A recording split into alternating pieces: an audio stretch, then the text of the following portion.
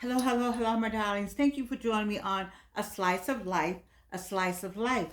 You know, if you're watching me, then you're part of what? Super aging, getting older without getting old. But today, I'm going to talk about something else. You have on the pink? I have on the pink ribbon because it's October and it's breast cancer month. And I'm a breast cancer survivor. You know, and I think about being a breast cancer survivor, I say it. I'm a breast cancer survivor, then I move forward. I'm a breast cancer survivor, then I go to something else. I'm a breast cancer survivor, then I start talking about something else. But today, I don't know, my spirit, I follow my spirit. Let me get this right. My spirit says that somebody just found out that they have breast cancer. I think about when I first heard it. It's not, it doesn't make, it does something to you. You know, I was with my daughter, and they showed me the screen, the X-ray, and showed me how much the cancer, how much cancer there was in the breast, in both breasts. It was hard to swallow. And so there's somebody out here that just found out that they have breast cancer, and I want you on the other side of the screen.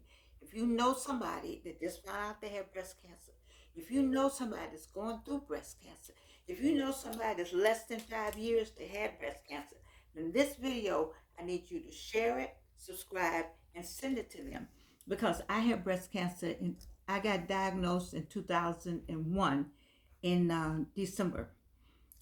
No, in November 2001. I had the surgery January 2002.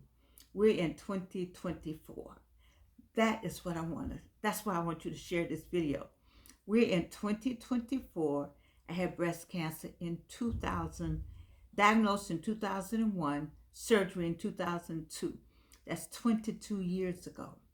I need for you to know that you got 22 years, if not more. Let's just go with my 22 years. 22 years of having it and going on with life. I was a younger woman in my 50s. I'm 82 now. You see?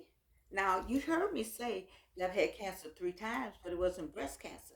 My oncologist reminded me I haven't had breast cancer. That's Dr. Rosberg Phillips. Dr. Rosberg Phillips. Dr. Rosberg Phillips. Let me say it again, Reno, for the people in the back. Dr. Rosberg Phillips. She did all of this. All right? And she did it with praying hands. Okay? She believed in God. I believe in God. And we prayed. And then I had the prayers in my church, Big Bethel AME Church. The prayers in my family, Evelyn Sanders, which wasn't Swafford at the time, but Evelyn Sanders and so many people prayed. So let's get this combination together. If you just found out, if you don't have Dr. Rosberg Phillips, I know your person is good. I'm not talking against any medical professional, but I'm saying get you somebody that prays, you pray, and just go on and just do what they say do. Just do it. They said you're going to have a mastectomy and a lumpectomy. Yes. And I said, okay. I just said, okay, okay. And actually, it was Judge Clint DeVoe. You all know him? Judge Clint DeVoe. Do you know him? It was Judge Clint DeVoe. I was working in his courtroom, and I said, Judge DeVoe, I retired from Delta, and I was working with Chief Judge Barbara Harris. And I talked with her, and then I had to talk with Judge Clint DeVoe, and I said, I won't be here because I got to go see about this breast cancer. He stopped the court, put everybody out, and sent him a note. And he called Dr. Rosberg Phillips and said, take her right now. And it was Dr. Rosberg Phillips who said, this is how we're going to do it. We're going to talk about it. And we came up with a plan. And apparently it was a good plan because I had a mastectomy and then I had a lot of chemo. And the chemo was rough. I'm not going to tell you no lie. It was, you would think by now I would try to get the correct name, but everybody called it Red Devil, and that's what I remember. I remember. It was rough. But I had the best oncologist. I still have him, Dr. Doug Collins. And I went through it. And see, here's the good thing, people who, if you just found out, you're going to go through it. It is not a death sentence. Dr. Collins gave me all kind of reasons. All of them gave me all kind of reasons why I may not still be here. But that you just hear it and say, okay, thank you for that information. Let's get it on. What we're going to do next. What we're going to do next. And then you get to praying, baby. You get to praying. You get to, what I tell everybody who watch this show, you know what I say. What goes on here takes care of what goes on here. So you already know that it's a death sentence for some people, but that doesn't mean it's a death sentence for you. Just because A died, and don't listen to people. Let me tell you what gets me. When I tell people I have breast cancer, oh, my auntie died from breast cancer. Do they ever think that maybe we don't want to hear that? Why would you tell me about the people who died from breast cancer? I stopped saying, I don't talk about it anymore because I got somebody out there who want to tell me how many people they know that died. Instead of celebrating with me that I'm here. Instead of saying, oh my goodness, girl, I'm so glad you're still with us. Look at you. And go on with something else. But they give you a whole litany of who died and who died last week, who died this week, who gonna die, who just found out. Don't get them people out your life. Get them out, get them out, get them out. When you hear it, you say, I have breast cancer. You acknowledge that you have it. And then the next thing you do is, once you hear that, you ask God to step in. You find your doctor, whomever that is, ask them to pray for your doctor's hands, and find out what is it you need to do. What is the regime? Whatever that regime is, doctors are trained. Now, I've done other medicine. I don't always take some medicines. I do a lot of herbal stuff. But I'm telling you, when you first find out, you stay on the regime. I stayed on my doctor's program exactly. And the prayer, following directions, and this, I had something to do. I had life to live. I had just retired from Delta Airlines. What you talking about? I retired, I retired in 94. I still had life. I was in my 50s. I still had some people to see. I had some things to do. I had some songs to write. I'm 82 and I've written a number of songs. I did my first one-woman show at age 77. You got stuff to do. You cannot give in to this breast cancer thing. You got to say, I have breast cancer. Next. Well, that's for anything, baby. Once you hear you have something, it is not a death sentence. Because wow, we have things to do. We have places to go. And we still got some people to kiss. And you can't kiss them from the grave. So you need to get all that out of your head and get into I'm going to live. I am living. My son-in-law gave me something to say. I shall not die. I shall live to declare the works of the Lord. Now, I didn't have that during that time. I just had a made up mind that I got stuff to do. I got things to do. Hey, we're going to pray this through. And that's what we did. And I'm grateful for the prayers of my church and my friends and my family. But once you hear it, don't stop crying. Don't cry. Well, I cried now. If you heard my story, I went to Chick-fil-A and I went to Nordstrom's. I didn't get some shoes I still wish I had. Don't give in to that thing. Get up and say, I'm going to live. But you got to remember, listen, they told me, and I'm telling you, and this is my biggest thing with all of you who find out you have breast cancer. Stress, S-T-R-E-S-S, stress is going to keep that thing going. Stress. You can't be stressed out.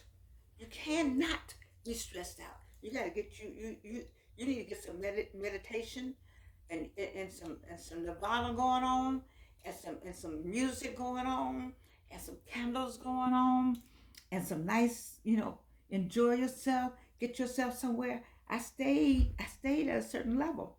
But guess what though? I said, well, I need to get my doctorate. And I went back to school. Before I knew it, it was the 5th year. I was the 5th year and I was graduating from Clark Atlanta University, Doctor of Arts in the Humanities, French literature. I mean, I was just busy trying to get. And I know there was some stress in there, but it wasn't. I wasn't thinking about the. I wasn't thinking about the what was going on. I wasn't thinking. I had already gone through the chemo. I already didn't have any hair, and I still don't have any from this last one. This last. I don't know. I like this anyway, though. I like this one. Let me just say to you, make up your mind. It's gonna be all right. That's with anything. All of you on the other side of the screen, make up your mind it's gonna be all right. I've had to make up my mind it's gonna be all right. I look in the mirror and I'm like, oh wow. I wish. Sometimes I wish. But I'm wishing for the wrong reasons, I'm wishing and wishing and wishing and I'm wishing and wishing and wishing, and I'm all for the wrong reasons. You have to go ahead and make up your mind it's all right. You have to go ahead and take every wrinkle, every dip, every line, and look at it as I'm glad to be here. God has been good to me, and I can say that, and you can say that too, baby. Once you get through this chemo, or it may not even be chemo, it may be just radiation.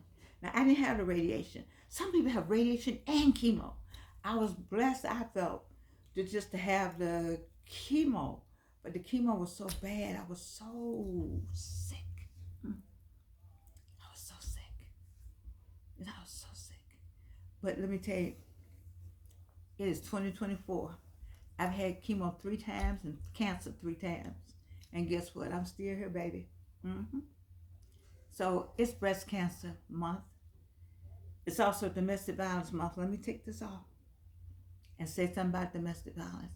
Pay attention to the woman or the man or the person who says they fell or they bumped into a wall, and you see black and you see them jumping when somebody calls. They're frightened. Pay attention to your loved ones. I've heard so many stories of loved ones saying, I didn't know that was going on in the house. How you don't know what's going on with your own family members? Because you're not paying attention. Or you paying attention, you're not trying to be in it. But you got to be in it to try to save somebody's life. It's a lot I can talk about that, but I'm not going to do that. Because today is all about this. It's about breast cancer. Those of you give money, please give money if you can. If you know somebody that's going through breast cancer, let me tell you what helped me. I had people visiting when we lived over in the West End. We had people coming over to visit, had church members come by. Go by and visit the person. Go by and take them something. Go by and take them something they like, or buy a magazine or send something to the house, because you just, all we want is a little love and a little comfort and a little company and somebody just to give us encouragement. You need encouragement. And I'm here to encourage you. Oh, this want to fall over. Hey, none but the devil trying to stop me. It ain't gonna happen. I want to encourage you. That's gonna make me even stay on here longer. I want to encourage you as much as I can to just don't worry about anything other than what the doctor tells you to do. Do just that. Do just that. But this is what is needed. This is gonna do the rest of it. This will take care of all the rest of it. You got to say, I'm going to be all right. I'm going to be all right. I got this to get you a list. And this is what I got to do. I got to do this, got to do this, got to do this. At night before, my daughter found me some, you can listen to at night. I turn that on, listen to, I have a woman reading the Bible. She reads verses in the Bible. You put that on low and let that just go. And the late Norma Hamlet, before we had all this, she gave me a tape. It was Creflo Dollar. I wasn't even a Creflo Dollar fan, but he read healing scriptures. And those healing scriptures stayed in my head. I thank him for doing that. So get you some healing scriptures. It's a combination of things that has to happen. If you're just going to have breast cancer and you don't put something in it yourself, then I don't know what to say about that. I'm just telling you what Georgianne did and how we did and other people did it. You got to get in that thing yourself. You got to say, I got it. Yes, I got it. Now I don't understand all these people who who hide. I don't want nobody to know I got it. You might learn something from somebody. I never understood hiding it. I've never understood hiding it because you might know something like, for instance, I didn't know you couldn't eat with regular metal when you have chemo. I didn't know that, and I had to hear from somebody else who said you need to eat with plastic, and it tastes better because between the chemo and the metal, it didn't work. Just little bit of things you don't know who can help you. So it's not you're not wearing something that says shoot me I got breast cancer. So why are you not talking about it? I don't know. I'm just saying to you, it's so much information out there. There may be somebody right next door to you, somebody in your family a long time ago that you didn't know about. I mean, this information is wonderful. So this is my information. This is my final. I stopped to say something about domestic violence. So you wear purple in October, and then also it's pink for breast cancer. You know, young women, check your bodies. I had the lump. I thought it was gonna go away. You know, like a lump on your arm or something. I was squeezing the thing. You know, I didn't have just didn't have any idea. I felt the lump. I said, "Oh, what's that?" And then I felt the lump over here. I said, "Oh my goodness, two of them. What is that all about?" Then I kept going on with the life. So by the time some other things happened, I could have been off of this earth. God spared me. You know, He spared me. He spared me. So I'm saying to you all, check your breasts. Check all. You start young women early checking their breasts. And men too. I understand men have breast cancer. Check your breasts. Make sure there's no lumps anywhere. And make sure you understand what's going on. And find out who has had breast cancer in the family. I have a daughter, so now she has to say, my mama had breast cancer. You see? So nobody else had it before me. I don't know. I don't know where all these different cancers come from. But let me back up. I have said, how I think some of this just stayed in me because unhappiness and carrying around so much, you know, pain of things I wanted to do. I didn't get a chance to do. I don't know. That's just my version of it. But I'm saying to you out there, if you know somebody that just been diagnosed with breast cancer, send them this video. Baby, you're going to be all right. You're going to be all right. 2002, this is 2024. I take a mammogram, do a mammogram every year. I used to go to Dr. Rosberg every year. I don't go every year. Now I go every other year. It's fine. I'm good. Because when I send her my mammogram every year, if it's something, trust me, she will call me. But I just need you to know you're going to be all right. You are. And don't do like me. I still can't find them shoes that I wanted. And I said, "Ooh, I'm not going to get these shoes. I'm going to die." I put myself in the grave. Do not put yourself in the grave. Know you're going to be all right. All right? All right. Here's the other part about all this.